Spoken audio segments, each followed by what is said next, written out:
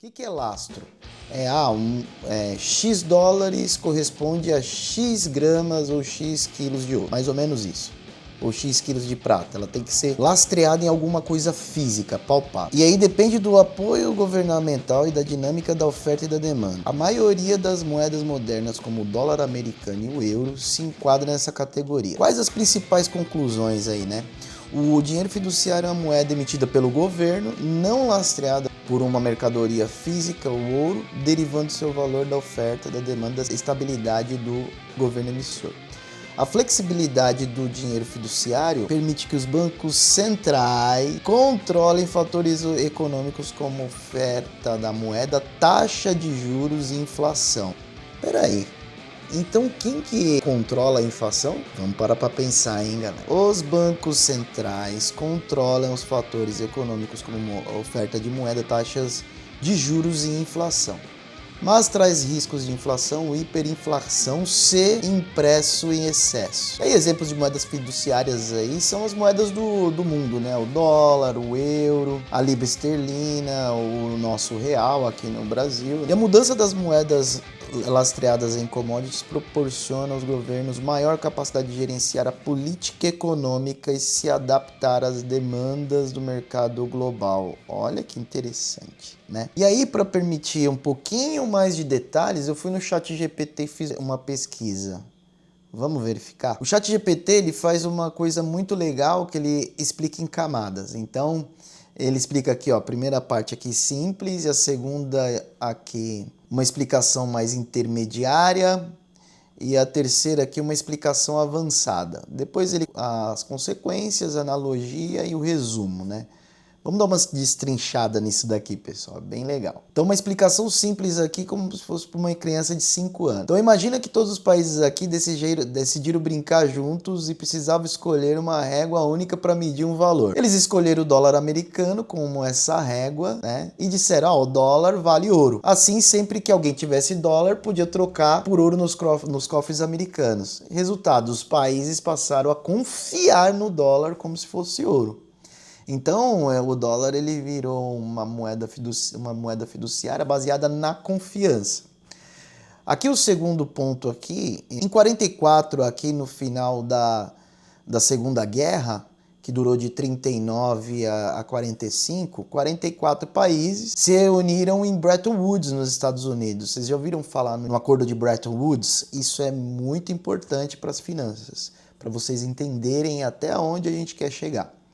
E aí, o que eles queriam fazer? Eles queriam criar um sistema financeiro global e estável. Então, o dólar foi definido nessa reunião como uma moeda central global e cada dólar estava atrelado ao ouro. Então, 35 dólares valia uma onça de ouro. As demais moedas tinham câmbio fixo em relação ao dólar. Isso criou uma confiança, né? E o comércio internacional podia ser feito em dólares. Então, foi aí que o dólar foi adotado globalmente para ser comercializado em todos os países e está assim até hoje. Só que o que aconteceu, pessoal? Com o tempo, os Estados Unidos começaram a imprimir mais dólares do que tinha o ouro para financiar a guerra, gastos públicos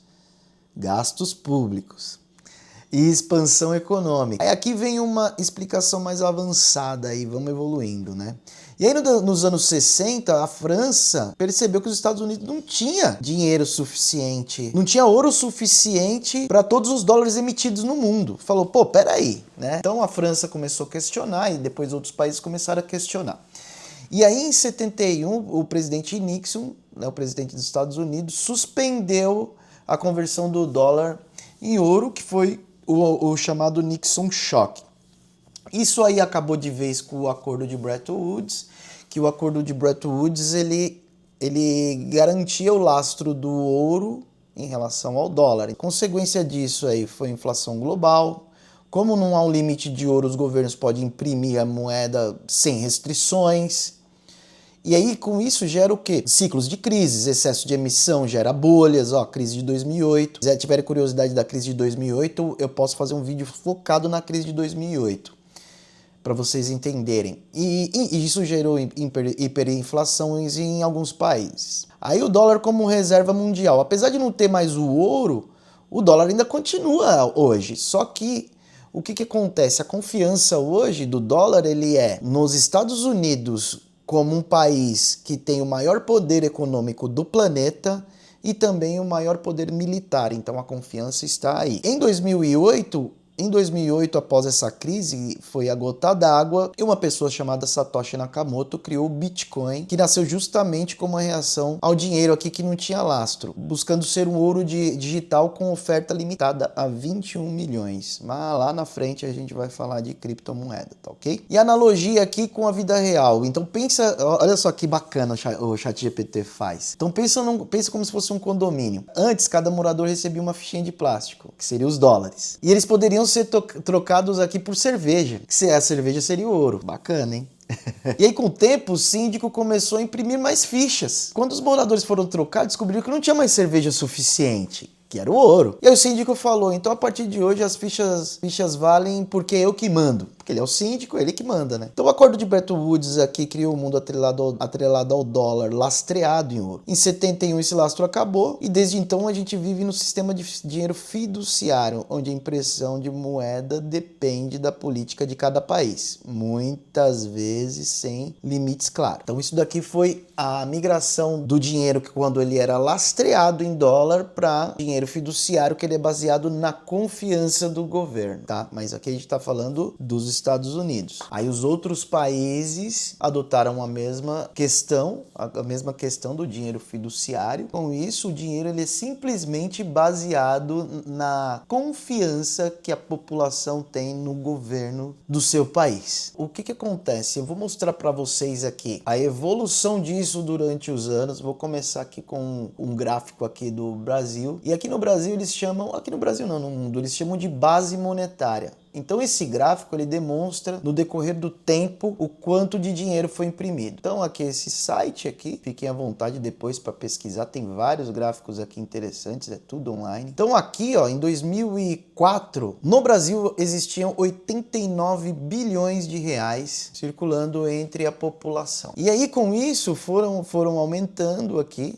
durante o tempo, depois 86 bi. Em 2010 aqui já estava 150 bilhões de reais. Em 2015 já estava 240. 2020, aqui em janeiro de 2020 estava 318 bi. Em fevereiro 303. E aqui esse pico, pessoal, esse pico aqui não tinha como, foi naquela época triste que nós passamos, de 2020 aí até 2022, 2023.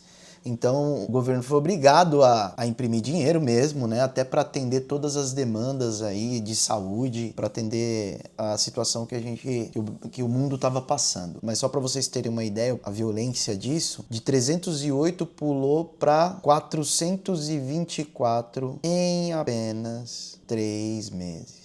Então estamos falando aqui de mais de 100 bilhões aí impressos aí devido àquela situação. Depois ele foi diminuindo um pouco aqui, 400 e pouco tal. Chegou até meados de 300 e pouco, menos que 400. Depois ele voltou aqui em 23 e continua aqui subindo. Aqui em maio de 25, 452 e aqui em agosto 439 diminuiu, só para vocês terem uma ideia. Então é isso.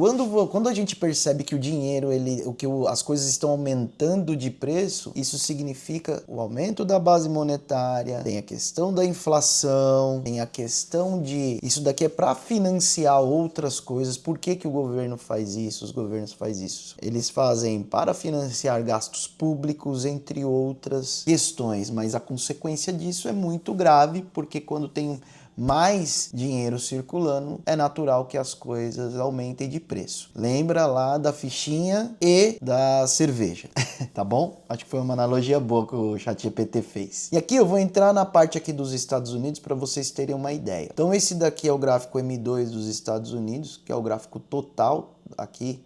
Só para vocês entenderem, aqui é M2. Vamos lá, porque existe o gráfico M1 e existe o gráfico M2. Aí vamos aqui no ChatGPT depois para ele explicar. Aí aqui, ó, peguei o gráfico, joguei E aqui, ó, qual a diferença do M1 para o M2? O M1 é o dinheiro que está prontinho para gastar agora, notas, moedas que você tem na conta corrente. E o M2 é o M1 mais o dinheiro guardado que pode virar gasto fácil, poupanças, depósitos no curto prazo, que também não existe, tá? 100% do dinheiro que está guardado, pessoal. Pesquisem uma coisa chamada Basileia dos seus bancos. Isso significa a saúde do teu banco, o banco que você utiliza atualmente, que é o gráfico de Basileia. Isso é bem importante você avaliar e entender onde você está guardando o seu dinheiro. Ok? Então, voltando aqui ao M2 dos Estados Unidos, olha como era aqui em 1959. Existia uma demanda aqui de 300 bilhões,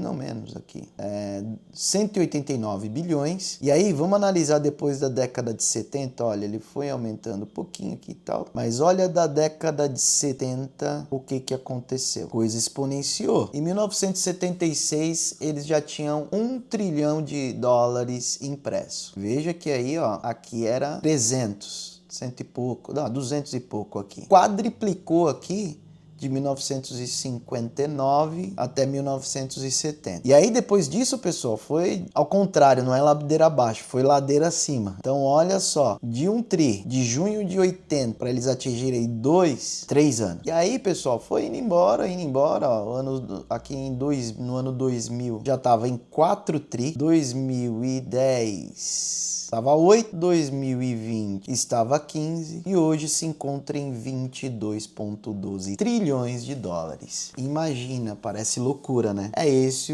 a política monetária global. E os Estados Unidos, por ser a maior economia do mundo, eles que têm a maior dívida do mundo. Então isso não é a particularidade do Brasil.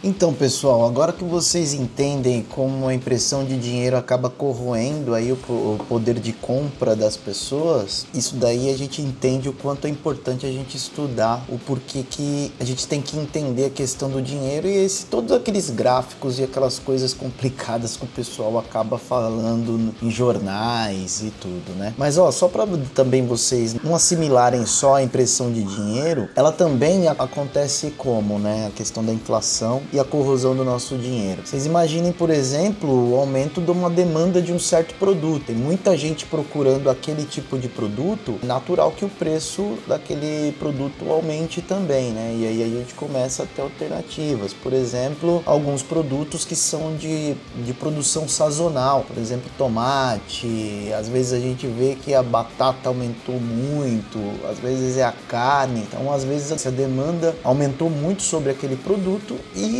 acaba os preços aumentando também. Então é uma junção de situações, né? No final das contas, a inflação é um imposto invisível. Então cabe a gente estudar e saber colocar o nosso dinheiro onde ele consiga superar esses índices para que o nosso poder de compra ele não seja totalmente corroído, a gente consiga pelo menos minimizar isso. Então é por isso que é importante, novamente é importante a gente entender o que a gente está fazendo com o nosso dinheiro. Sei que, como eu já comentei no outro vídeo, às vezes a gente não consegue nem guardar um pouco, né? Mas é importante a gente ter essa sabedoria de saber investir no lugar correto. Então, ele acaba, querendo ou não, roubando o nosso poder de compra ali silenciosamente durante todos os anos, né? Vai passando o tempo, nosso dinheiro ele vai desvalorizando. Então, tinha uma época que o pessoal guardava dinheiro embaixo do colchão. Isso não funciona porque com o tempo isso daí vai virar pó. Então tá certo, pessoal. Espero ter deixado mais ou menos claro aí a questão de aumento de base monetária, a parte de inflação, o porquê que a impressão de dinheiro ela corrói o nosso poder de compra. Isso não é a particularidade apenas do nosso país, isso é uma estratégia global que os governos adotam. Tem as situações também que eles têm que fazer em casos de emergência, como eu mencionei. Espero ter contribuído. Conto com o apoio de vocês aí com um like, não custa nada. E se vocês se interessaram pelo conteúdo, se inscrevam no canal, dá um toquinho aí no sininho para as notificações para vocês verem os próximos vídeos, e eu tô trabalhando para fazer ele numa ordem cronológica para que fique o mais simples possível e a gente ir evoluindo com as informações e que fique bem didática aí a coisa, tá bom? Obrigado, um forte abraço e até a próxima, tá ok? Valeu!